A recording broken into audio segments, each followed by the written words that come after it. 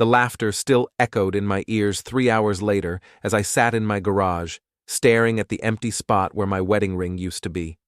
Jared Sollace, civil engineer, 43 years old, and apparently the family joke. The ring was back at Romano's, sitting on that white tablecloth next to the dessert menu nobody ordered. Let me paint you the picture of how it all went down. Keaton Marin had been dating my wife's sister, Neera, for 6 months. 6 months of hearing about his luxury penthouse, his finance company, his connections. 6 months of Isla telling me we needed to step up our game because Neera was finally with someone successful. The dinner was Ayla's idea. Family bonding, she called it.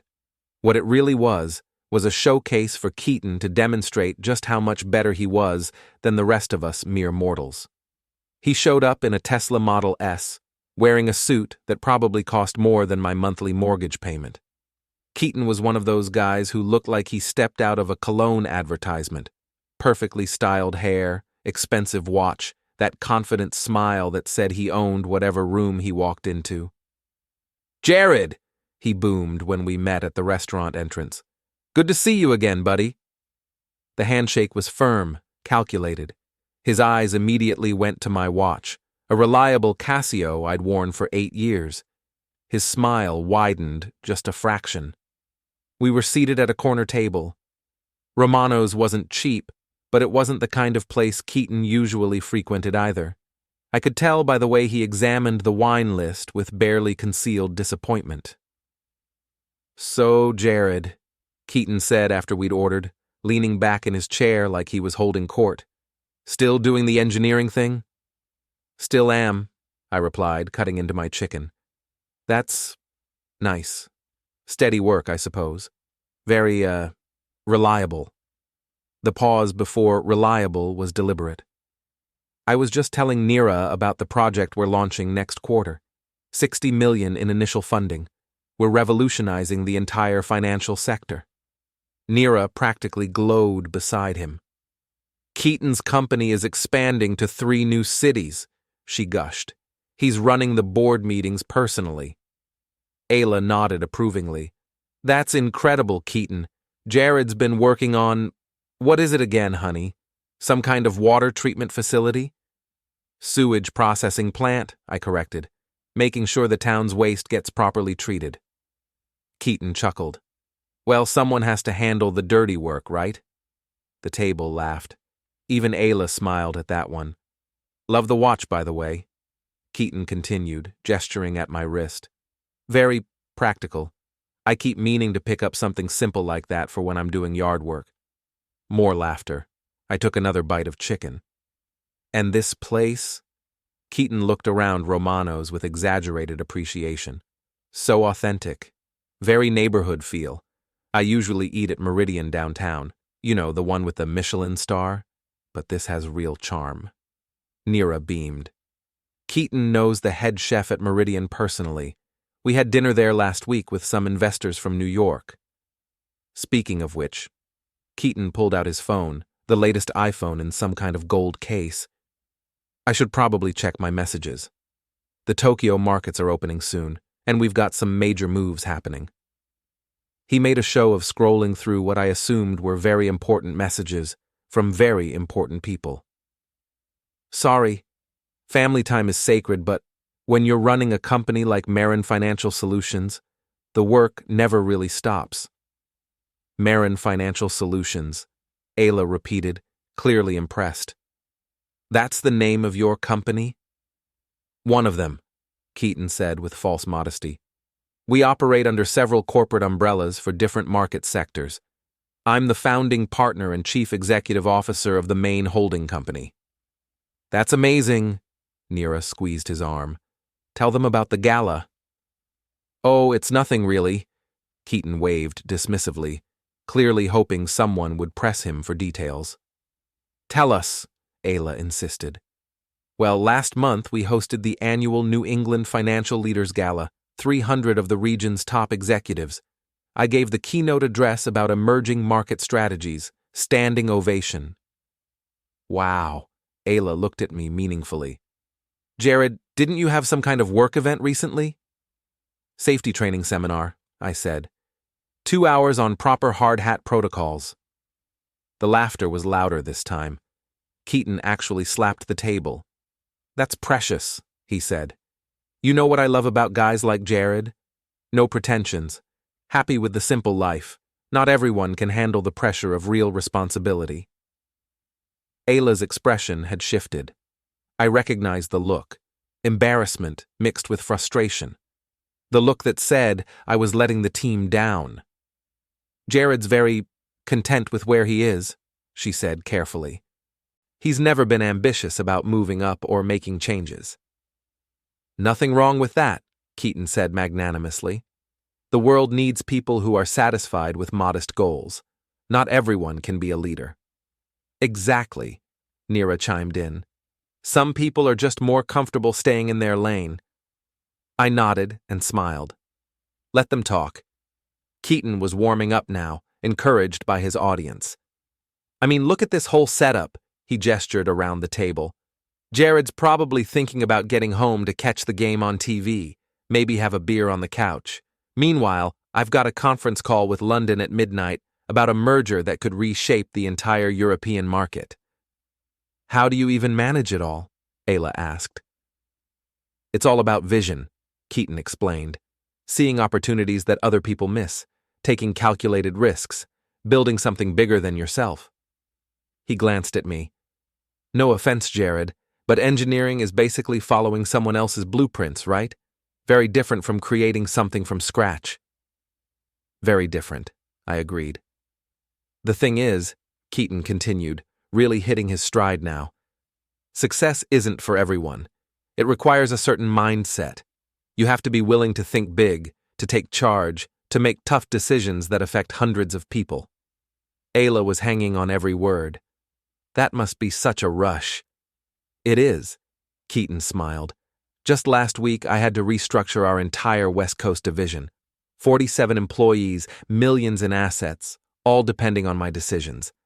That's the kind of pressure that either makes you or breaks you. Incredible, Neera said adoringly. The board meeting next month is going to be intense, Keaton went on. We're announcing the expansion plan I've been developing for 8 months. If it goes through, and it will, we'll be looking at a 300% growth rate within 2 years. 300%? Ayla repeated, clearly doing math in her head about what that might mean for Neera's lifestyle. Conservative estimate, Keaton said. I've been in this business long enough to know when something big is coming. And this is big. That's when he made his mistake. I mean, when you're the CEO of a company like mine, when you're running board meetings and making decisions that affect entire markets, you develop a sense for these things. It's not like, well, no offense, Jared, but it's not like making sure the sewage flows downhill. The table erupted in laughter. Even the couple at the next table glanced over, probably wondering what was so funny. Ayla put her hand on my arm. Jared, stop making the family look bad, she said quietly, but loud enough for everyone to hear. I nodded, smiled, let them laugh, and then I pulled out my phone. So you're telling me, Keaton said, his voice losing some of its confidence, that you think there's some kind of mistake in the public records? I turned my phone screen toward the table. The Massachusetts Secretary of State's business registry was displayed clearly. I'd searched for Marin Financial Solutions and found exactly nothing. Maybe try a different spelling, Neera suggested, but her voice had gone up half an octave. I tried several, I said calmly. Marin, Financial, Finance, Investment, Solutions, Services Group. Nothing comes up under Keaton's name as owner, partner, or officer. Ayla leaned in to look at the screen. Maybe it's registered under a different name? Could be, I said. Keaton, what's the official corporate name on your business license? Keaton's jaw worked for a moment. It's complicated. We operate under several subsidiary structures for tax purposes. The main holding company is registered in Delaware, but the operational entities are spread across multiple jurisdictions. Smart, I nodded. Delaware's popular for incorporation. What's the Delaware entity called? Listen, Jared. Keaton's tone had shifted. I don't really think a family dinner is the appropriate place to discuss corporate structure details. You're absolutely right, I said. Let me just check one more thing. I opened a new browser tab and searched for the New England Financial Leaders Gala. The event website came up immediately, complete with photos from last month's dinner. Here we go, I said, scrolling through the sponsor list. Platinum sponsors, gold sponsors, silver sponsors, lots of familiar company names here. I kept scrolling. The table had gone quiet. I said. I don't see Marin Financial Solutions listed anywhere, not even as a basic attendee sponsor. Like I said, Keaton's voice was tight now, we operate under multiple corporate names. The sponsorship probably went through one of our subsidiary companies. That makes sense, I said. What subsidiary would that be? Keaton stared at me for a long moment. I'm not sure I appreciate this line of questioning. No questioning, I said mildly. Just curious about the business. It sounds fascinating. Neera had pulled out her own phone and was frantically typing. Her face had gone pale. Keaton, she said quietly, I'm not finding anything either. Neera, please, Keaton said sharply. You don't understand how corporate registration works. I'm sure there's an explanation, Ayla said quickly, but she was looking at Keaton with new eyes. Of course there is, I said. These things can be complicated. Keaton, why don't you just show us your business card? That would clear everything up. Keaton reached for his wallet, then stopped. I don't carry cards to family dinners. Right, I said. Well, maybe you could just tell us the address of your office. I could look up the building directory. We're in a transitional space right now, Keaton said, moving to a larger facility next month. The couple at the next table had stopped pretending not to listen. Our waiter approached, probably wondering why our voices had gotten so tense, then thought better of it and veered toward another table. You know what? I said, putting my phone away. Let's not worry about it. I'm sure it's all legitimate. But the damage was done. Neera was still staring at her phone screen. Ayla was studying Keaton's face with the intensity of someone trying to solve a puzzle. Even Keaton seemed to realize that his evening had taken a wrong turn. I think, he said, standing up abruptly, that I've had enough of this conversation. Sit down, Keaton, Neera said quietly. Explain to me why I can't find any record of your company anywhere. Neera, sweetheart, you're not understanding the complexities of... I understand that you told me you were the CEO of a major financial company, she interrupted. I understand that you said you hosted a gala last month. I understand that you've been paying for everything with credit cards that I've never seen statements for. Keaton sat back down heavily. It's not what you think. What is it then? Ayla asked. I signaled for the check. The waiter appeared instantly, probably grateful for any excuse to approach our table. The company is real, Keaton said desperately. It's just, we're in a startup phase, pre-revenue. The registration paperwork is still being processed. For 6 months? Neera asked. These things take time. And the gala? I attended the gala. I never said I hosted it. Yes, you did, Ayla said firmly. You specifically said you hosted it and gave the keynote address. I misspoke. The waiter returned with the check. I handed him my credit card without looking at the total. So, let me understand this, I said conversationally. You're not the CEO of an established financial company. You didn't host a gala. You don't have board meetings or investors or employees. I have investors, Keaton said weakly. Who? Private individuals. Family money. Whose family? Keaton didn't answer. The waiter returned with my card and receipt. I signed it, added a generous tip, and stood up. Well, I said, this has been educational. I reached into my pocket and pulled out my wedding ring. I'd slipped it off during Keaton's speech about pressure and leadership. I placed it gently on the white tablecloth next to the dessert menu. Jared? Ayla said, her voice barely above a whisper. 8 years, I said, looking at the ring. 8 years of being told I'm not ambitious enough, not successful enough, not impressive enough. I looked at Ayla. 8 years of being embarrassed by my steady job, my reliable income, my honest work. Jared, please. No, I said calmly. I'm done being the family joke. I'm done apologizing for having a real job with real responsibilities. I'm done pretending that being married to someone who's ashamed of me is somehow my fault. I looked at Keaton. Good luck with your startup. I walked out of Romano's and didn't look back, but this wasn't the end. This was just the beginning. The next morning, I woke up alone. Ayla's side of the bed was empty and her overnight bag was gone from the closet. I found a note on the kitchen counter. Staying at Nira's for a few days. We need to talk, but not right now. Fair enough. I made coffee and sat in my garage workshop thinking. 20 years of marriage. 20 years of building a life together, buying this house, planning for retirement.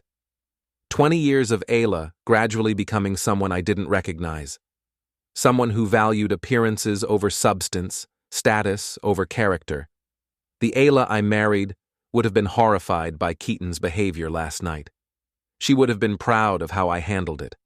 But that Ayla had been replaced by someone who cared more about what Nira thought than what was right. I was still nursing my second cup of coffee when my phone buzzed. A text from an unknown number. You embarrassed my family last night. Stay away from us. Keaton, presumably. I deleted it. Another buzz, this time from Ayla. That was completely unnecessary. Keaton made a mistake, but you humiliated him in public. Nira is devastated. I stared at the message for a long time before responding. He humiliated himself. I just provided the facts. We need to fix this, she replied immediately. No, I typed back.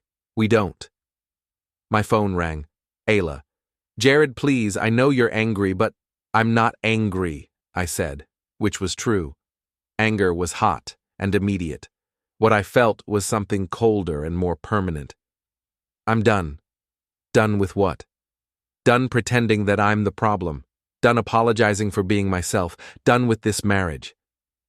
Silence on the other end. You don't mean that, she said finally. I left my ring on the table last night, Ayla. What part of that seemed ambiguous? Jared, listen to me. Keaton explained everything. He's starting a consulting business.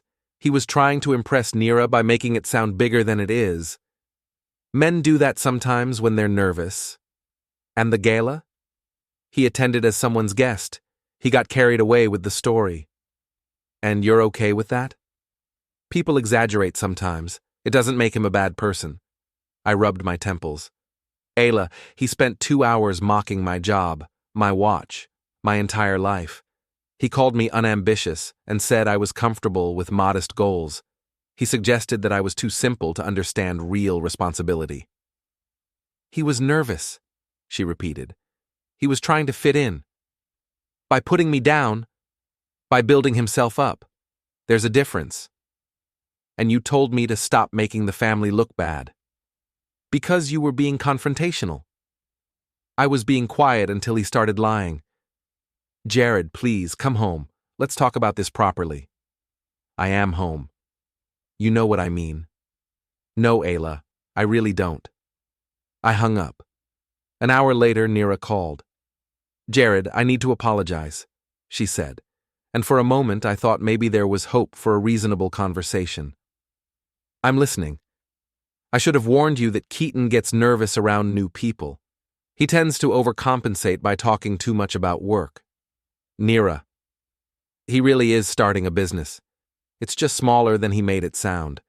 He's embarrassed about the slow progress, so he exaggerates to make himself feel better. Did he tell you that?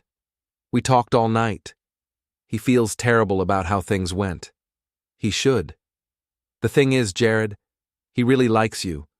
He was actually trying to impress you because Ayla talks about how smart and successful you are. That stopped me. Ayla talks about me being successful? All the time. She brags about your projects, your problem-solving skills, how reliable you are. Keaton was intimidated. So he decided to mock me publicly? He made a mistake. A stupid, thoughtless mistake. But he's a good guy, Jared. He makes Neera happy. Does he? What do you mean? I mean, does a good guy lie about his job for 6 months? Does a good guy let his girlfriend think he's wealthy and successful when he's actually unemployed? He's not unemployed. He's an entrepreneur. What's his business plan? What? His business plan. What service is he providing? Who are his target customers? What's his revenue model? Silence. Neera, you've been dating him for 6 months.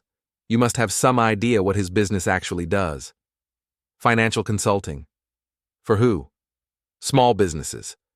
Which small businesses? I don't know the specific names.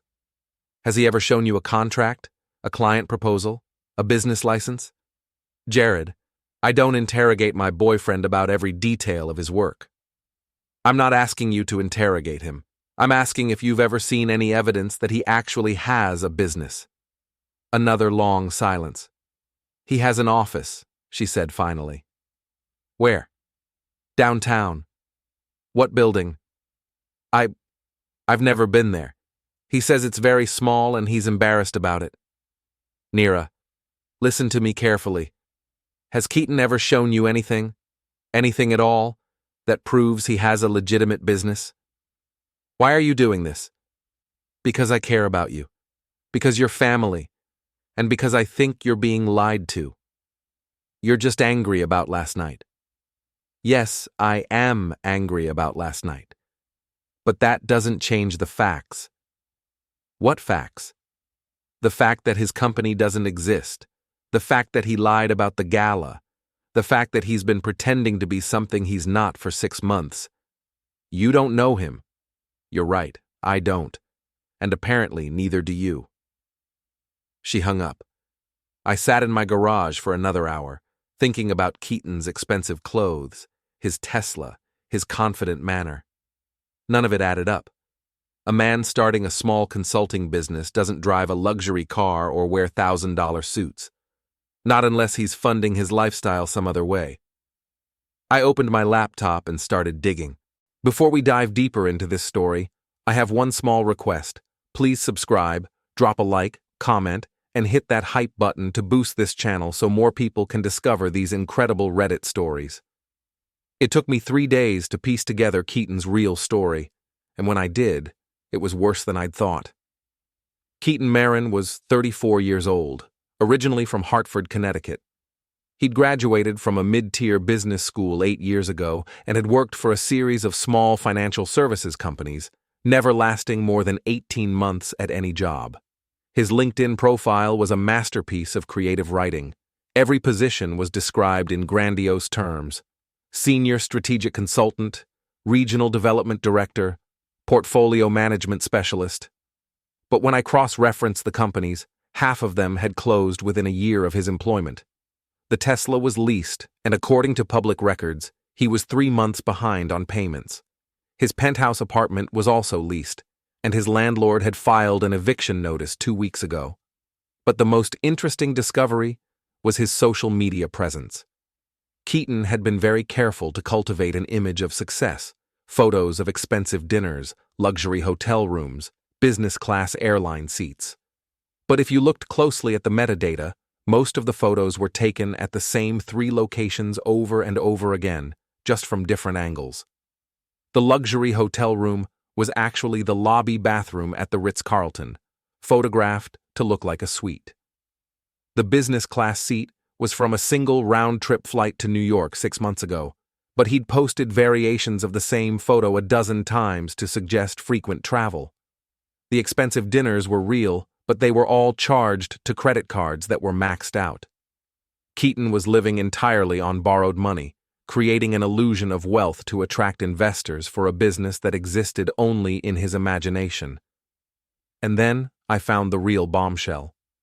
Keaton had been running a small-scale investment scam, nothing sophisticated. He would meet people at networking events, impress them with his fake success story, and convince them to invest in his exclusive opportunity. The amounts were small enough to avoid serious legal scrutiny, usually between $5,000 and $15,000 per victim. But the victims were adding up.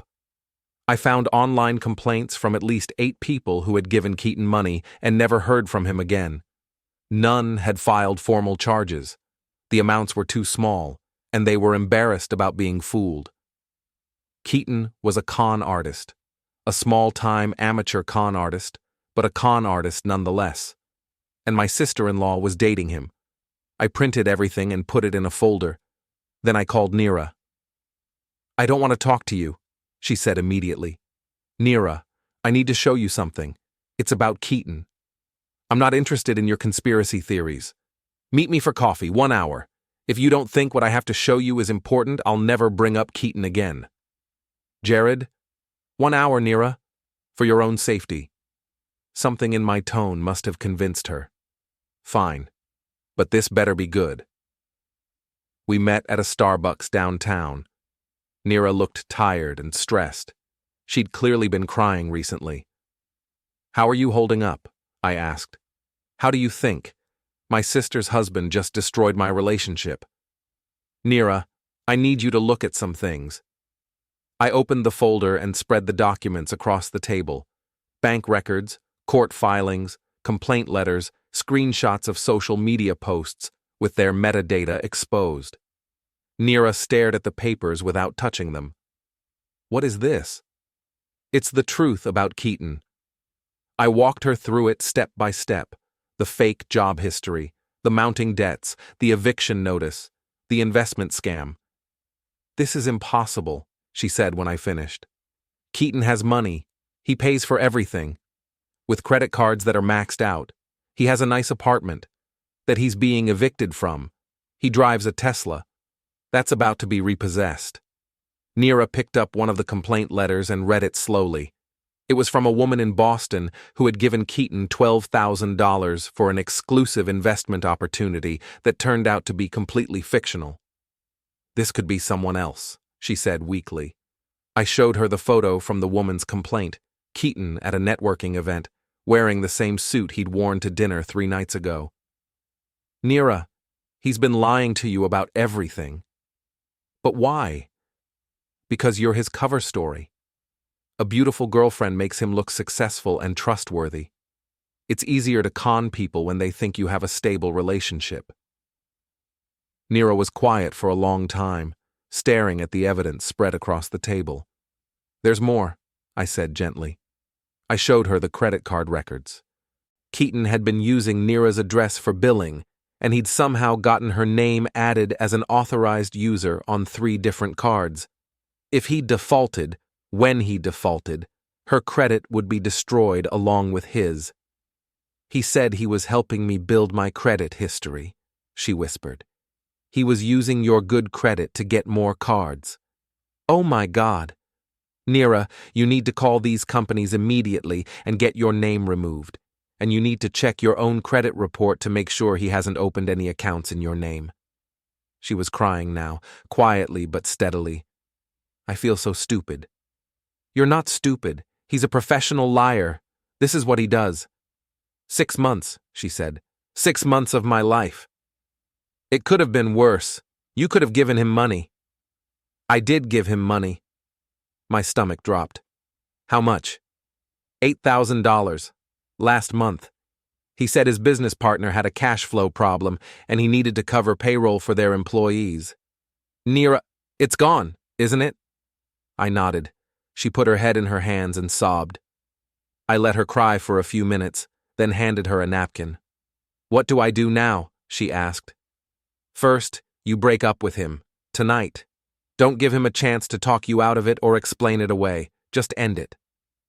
And then you file a police report. $8,000 is grand larceny. He can be prosecuted." "But I gave it to him willingly." "Under false pretenses. That's fraud. I don't know if I can handle a trial." "You might not have to. If he's facing serious charges, he might plead guilty to avoid prison time." Nira wiped her eyes and looked at the documents again. Does Ayla know about this? Not yet. Are you going to tell her? That depends. On what? On whether you handle this properly. If you break up with Keaton and file charges, then Ayla doesn't need to know the details. But if you try to work things out with him, if you give him another chance to lie his way out of this, then yes, I'm going to tell her everything. That's blackmail. That's protecting my family. Nira gathered up the papers and put them back in the folder. I need to think about this.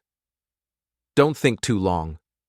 Every day you wait is another day he has to cover his tracks or find new victims. I know. And Nira? Yeah? Change your locks tonight. Don't let him back in your apartment. She nodded and left without saying goodbye. I sat in the Starbucks for another hour, wondering if I'd done the right thing. Then my phone buzzed with a text from Ayla. Nira told me what you did. We need to talk. Now.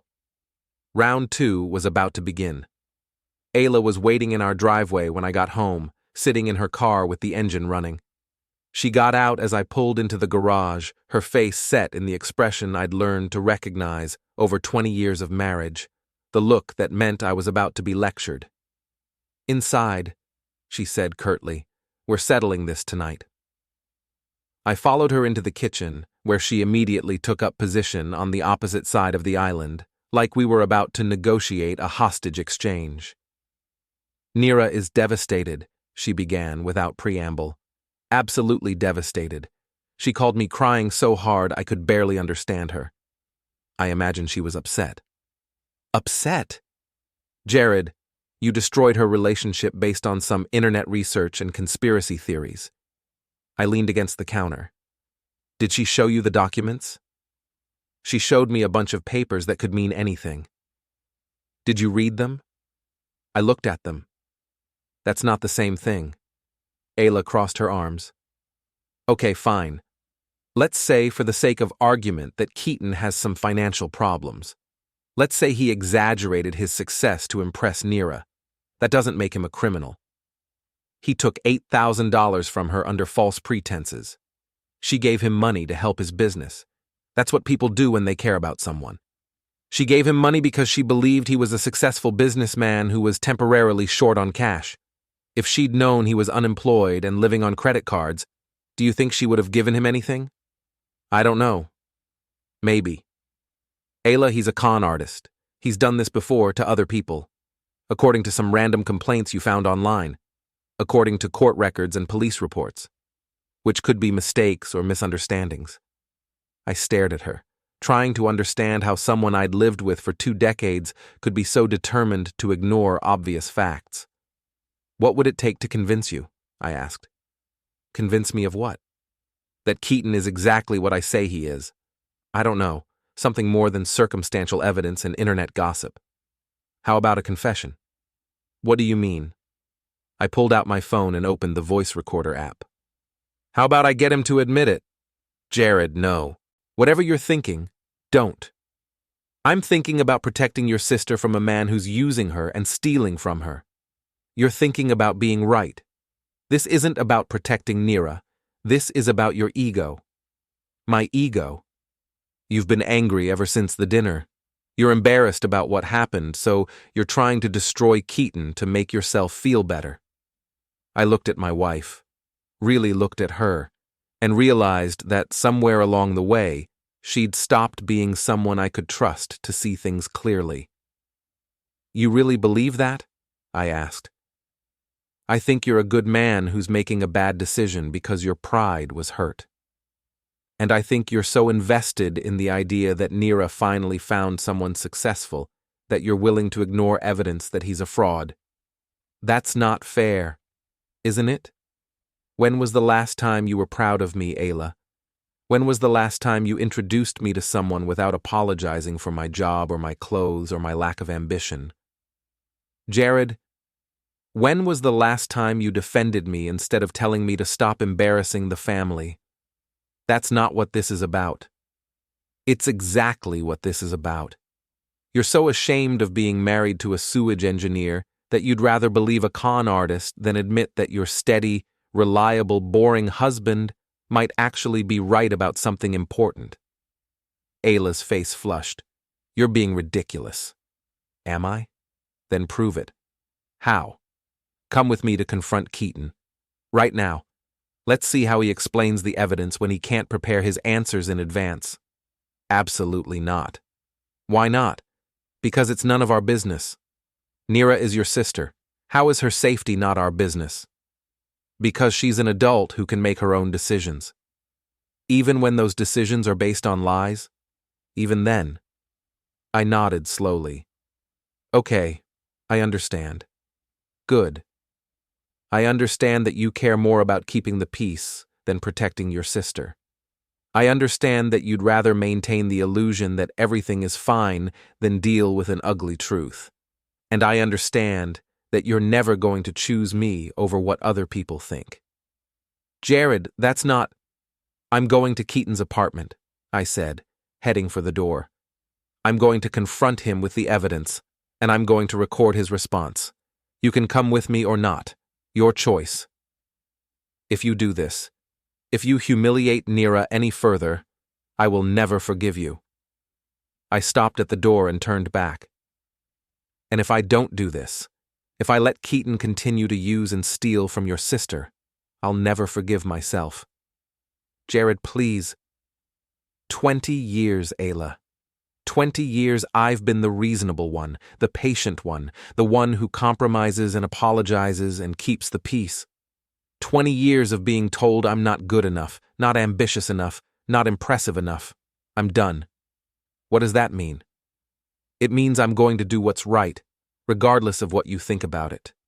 And when this is over, when Keaton is gone and Neera is safe, you and I are going to have a very serious conversation about whether this marriage is worth saving.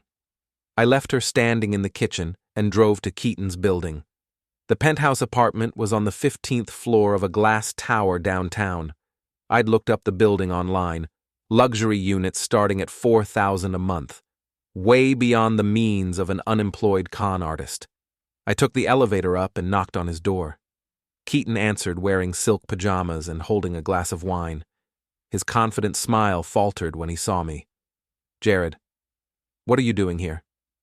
We need to talk. I don't think that's a good idea. I think it's a great idea. I pushed past him into the apartment. It was exactly what I'd expected. All glass and chrome and expensive furniture that looked like it came from a catalog. The kind of place designed to impress visitors, not to live in. Nice place, I said, looking around.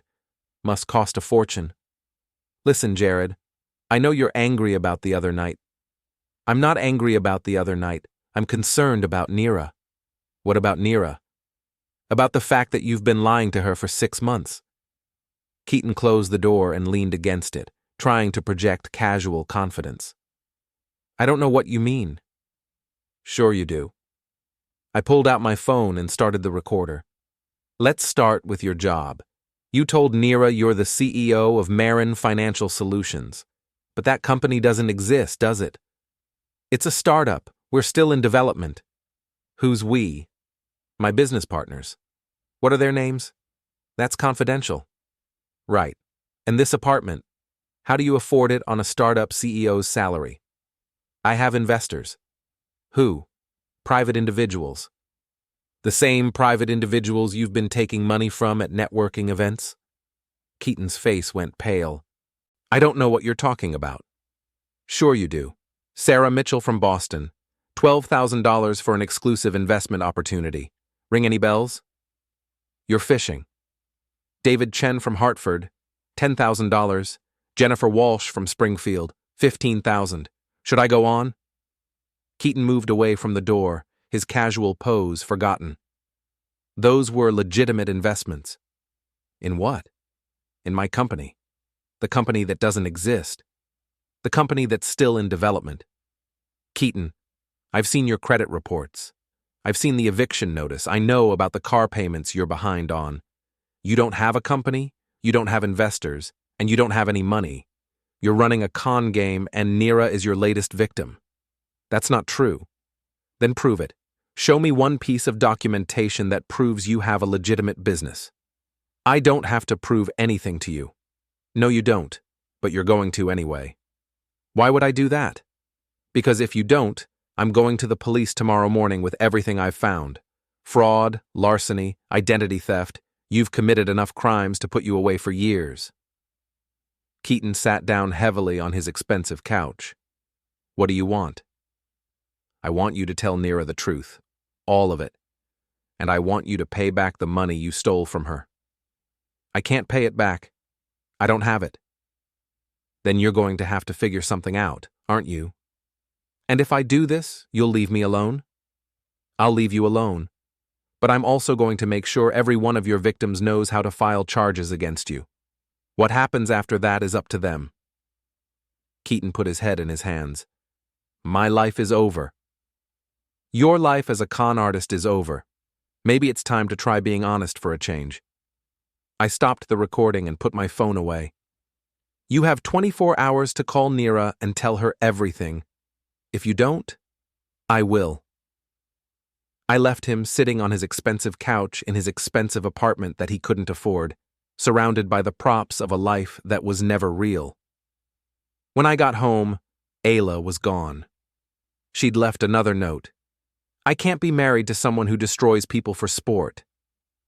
I crumpled up the note and threw it away. Some things, once broken, can't be fixed. And maybe that's for the best. Keaton called Neera the next morning. I know because she called me an hour later, crying again, but this time with relief mixed in with the pain. You were right, she said simply, about everything. I'm sorry. No, you're not. You're glad you were right. I'm glad you're safe. I'm sorry you got hurt. He confessed to everything, the fake business, the other victims, using my credit. He even admitted that the whole relationship was just part of his cover story. How are you handling it? I feel like an idiot, but also relieved, like I'd been holding my breath for months without realizing it. What happens now? I'm filing charges this afternoon, and I'm calling the other victims you found. We're going to coordinate our complaints. Good. Jared? Yeah? Thank you. I know I fought you on this, but thank you for not giving up. Your family, Neera. That's what family does. Ayla doesn't see it that way. No, she doesn't. Are you two going to be okay? I looked around the empty house at the gaps where Ayla's things used to be. I don't think so. I'm sorry. Don't be. Some things need to break before you realize they were already broken. Neera filed charges that afternoon. The police were very interested in Keaton's activities, especially when 3 other victims came forward within the first week. It turned out that his little investment scam was more extensive than I'd realized. Keaton was arrested 2 weeks later. The local paper ran a small story about it. Local man charged in investment fraud scheme. No mention of the family dinner where it all started. Ayla came by the house a month later to get the rest of her things. We were civil, polite, like strangers conducting a business transaction. I heard about Keaton, she said as she packed her books. Yeah. Neera says she's getting her money back. Some of it. The prosecutor worked out a restitution plan as part of his plea agreement. That's good. We worked in silence for a while, dividing up 20 years of shared possessions. I still think you could have handled it differently, she said eventually. I know you do. You didn't have to humiliate him in public. I exposed his lies in public. He humiliated himself. You enjoyed it. I stopped packing and looked at her. You really believe that? You think I enjoyed watching your sister get hurt? You think I enjoyed finding out that the man she loved was using her? I think you enjoyed being right. I enjoyed protecting someone I care about from someone who was hurting her. If that makes me the bad guy in your story, I can live with that. Ayla taped up a box of photo albums. What happens now? Now you file for divorce, and we split everything 50-50, and we both try to figure out how to be happy apart. Just like that? Just like that. 20 years, Jared. 20 years of you being ashamed of me. 20 years of me apologizing for being myself. 20 years of pretending that was normal. I was never ashamed of you. You told me to stop making the family look bad. I know what you meant. And that's the problem. She finished packing and carried her boxes to the car. I helped her load them because that's what you do, even when everything is ending. For what it's worth, she said before driving away, Neera thinks you're a hero. And what do you think? I think you're a good man who forgot how to compromise. And I think you're a good woman who forgot how to see clearly. She drove away, and I went back into the house that was finally, completely mine. 6 months later, I got a wedding invitation in the mail. Neera was marrying a teacher she'd met in her pottery class. A nice, quiet guy who worked with kids and drove a 10-year-old Honda and had never told a lie in his life. I sent a generous gift and a note. Congratulations, he's lucky to have you. She called to thank me. You should come to the wedding. I don't think Ayla would appreciate that. Ayla's not invited. That surprised me. Why not? Because when I needed my family to protect me, only one person stepped up, and it wasn't my sister. I didn't go to the wedding anyway. Some bridges, once burned, should stay that way, but I was happy for her. Happy that she'd found someone real, someone honest, someone who loved her for who she was instead of what she could do for him. As for me, I kept my job at the sewage treatment plant, kept my reliable income, my steady work, my honest living, kept my 8-year-old Casio watch and my practical clothes and my quiet life. And for the first time in 20 years, I wasn't apologizing for any of it. Some people think success means impressing strangers at expensive restaurants. Some people think happiness means never being embarrassed by your spouse's job or your family's modest lifestyle. But I learned something that night at Romano's, sitting across from a con artist in a $1,000 suit. The most dangerous person at any table is the one who's pretending to be someone they're not. I'd rather be honestly ordinary than dishonestly extraordinary, and I'd rather be alone than with someone who can't see the difference. The ring I left on that white tablecloth was the best investment I ever made. It bought me back my self-respect, my integrity, and my peace of mind. Some dinners are worth every penny.